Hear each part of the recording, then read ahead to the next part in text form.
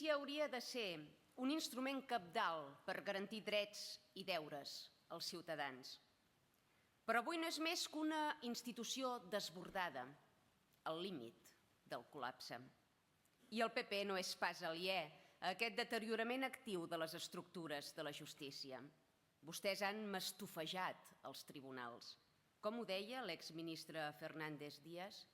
Ah, sí, el fiscal me lo afina.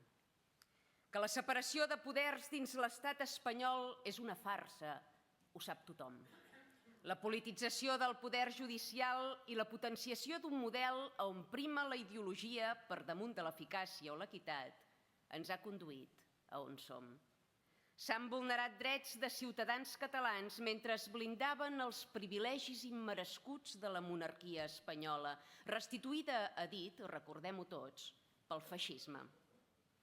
Més enllà d'aquesta invasió política d'un terreny que hauria de mantenir-se neutral, hem de parlar de la tensió i massificació que viu actualment la justícia.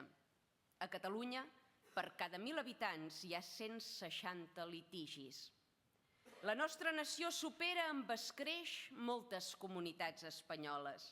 I no és que els catalans ens faci gràcia passar pels jutjats, Aquestes xifres són el resultat directe de la inseguretat creixent, de la convivència trencada i de la immigració massiva i invasiva que hem set obligats a acollir.